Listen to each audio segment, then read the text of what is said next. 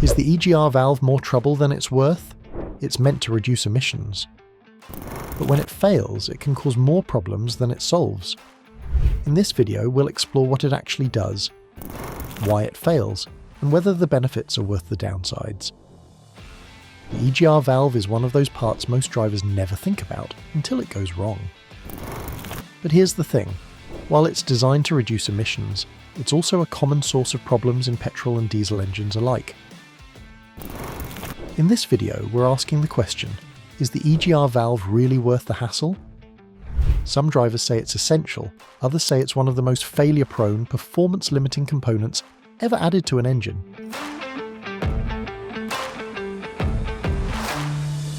It recirculates a small amount of exhaust gas back into the intake.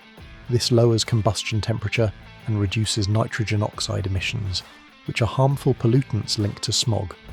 Now, here's something not often mentioned. The EGR doesn't actually eliminate these gases, it stores and reintroduces them. Especially on diesels, the system holds onto particulates and unburnt gases, then offloads them later during regeneration cycles.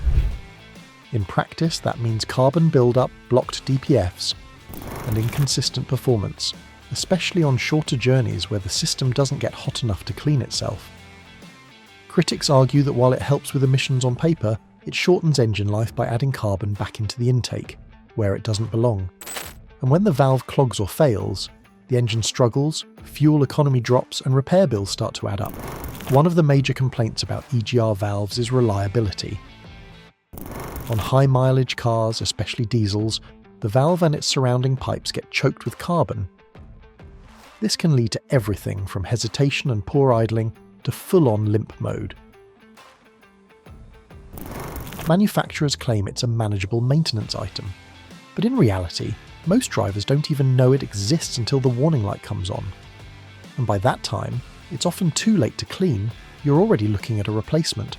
If you want to avoid big EGR repairs, regular maintenance is key. Use high-quality fuel, perform longer drives to allow regeneration, and consider occasional EGR safe fuel system cleaners.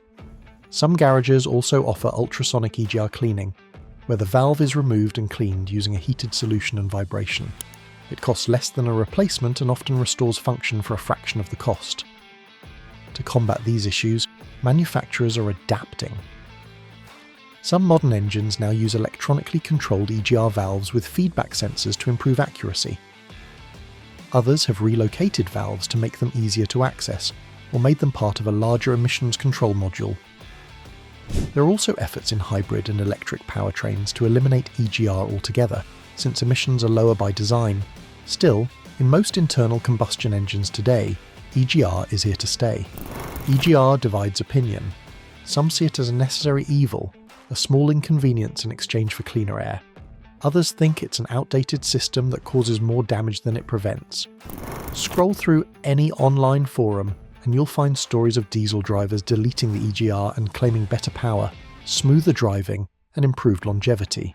But you'll also find users warning about MOT failures, limp mode, and the legal risks of tampering with emission systems. So, is the EGR system worth it? It depends on who you ask. From an emission standpoint, yes, it plays a critical role in reducing NOx, but for engine performance, reliability, and maintenance costs, the jury's still out. If you're considering an EGR delete, do your homework, understand the risks, your local laws, and what it could mean for your MOT or inspection. If you're sticking with it, stay ahead of the maintenance and don't wait for the warning light to act. We want to hear from you. Have you had EGR trouble? Did cleaning it fix the issue? Or did you go the delete route? Let us know in the comments. And if you found this video helpful, give it a like, share it with a mate who drives a diesel, and subscribe to AutoCare Academy for more real-world car advice with no fluff.